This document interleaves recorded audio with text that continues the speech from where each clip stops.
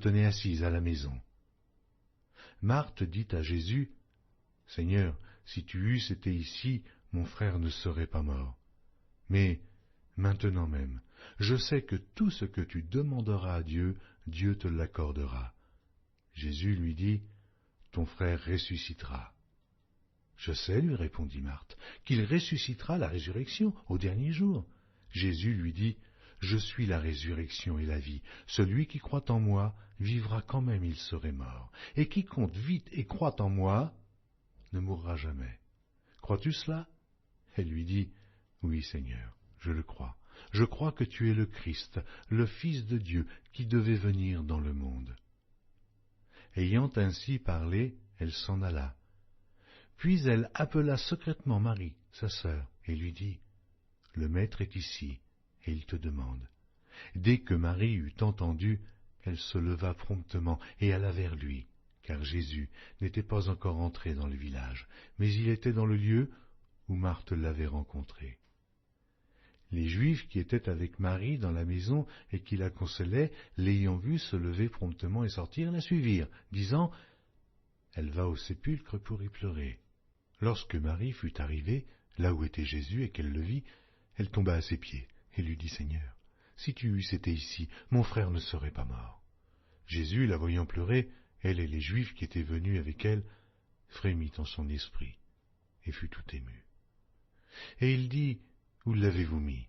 Seigneur, lui répondirent-ils, « Viens et vois. » Jésus pleura, sur quoi les Juifs dirent, « Voyez comme il l'aimait. » Et quelques-uns d'entre eux dirent, « Lui qui a ouvert les yeux de l'aveugle, ne pouvait-il pas faire aussi que cet homme ne mourût point ?» Jésus, frémissant de nouveau en lui-même, se rendit au sépulcre. C'était une grotte, et une pierre était placée devant.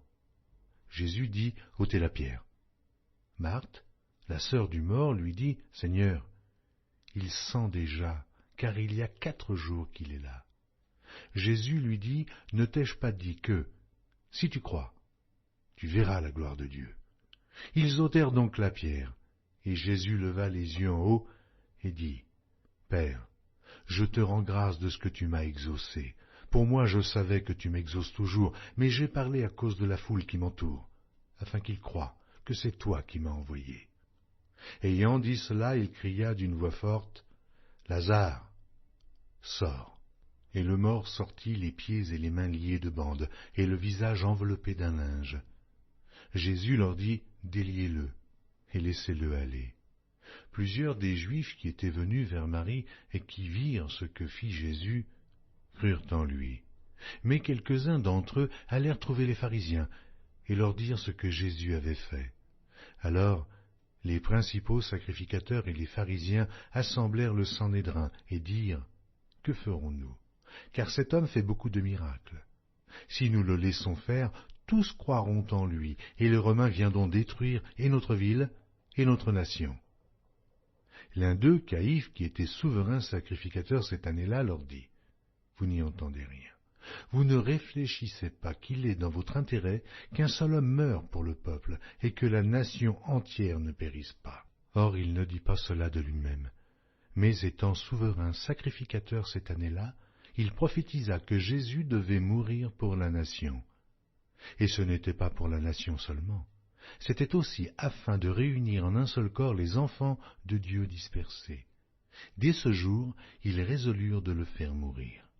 C'est pourquoi Jésus ne se montra plus ouvertement parmi les Juifs, mais il se retira dans la contrée voisine du désert, dans une ville appelée Éphraïm, et là il demeurait avec ses disciples. La Pâque des Juifs était proche, et beaucoup de gens du pays montèrent à Jérusalem avant la Pâque pour se purifier. Ils cherchaient Jésus, et ils se disaient les uns aux autres dans le temple, « Que vous en semble? Ne viendra-t-il pas à la fête ?»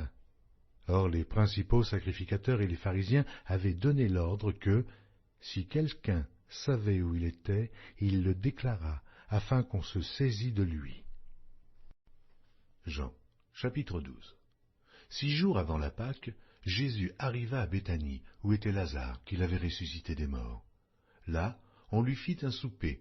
Marthe servait, et Lazare était un de ceux qui se trouvaient à table avec lui. Marie, ayant pris une livre d'un parfum de nard pur de grand prix, oignit les pieds de Jésus, et elle lui essuya les pieds avec ses cheveux, et la maison fut remplie de l'odeur du parfum.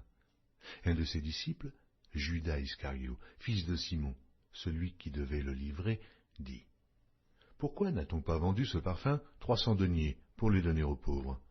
Il disait cela non qu'il se mît en peine des pauvres, mais parce qu'il était voleur, et que, tenant la bourse, il prenait ce qu'on y mettait. Mais Jésus dit: Laissez-la garder ce parfum pour le jour de ma sépulture. Vous avez toujours les pauvres avec vous, mais vous ne m'avez pas toujours. Une grande multitude de Juifs apprirent que Jésus était à Béthanie, et ils y vinrent, non pas seulement à cause de lui, mais aussi pour voir Lazare, qu'il avait ressuscité des morts. Les principaux sacrificateurs délibérèrent de faire mourir aussi Lazare, parce que beaucoup de Juifs se retiraient d'eux à cause de lui,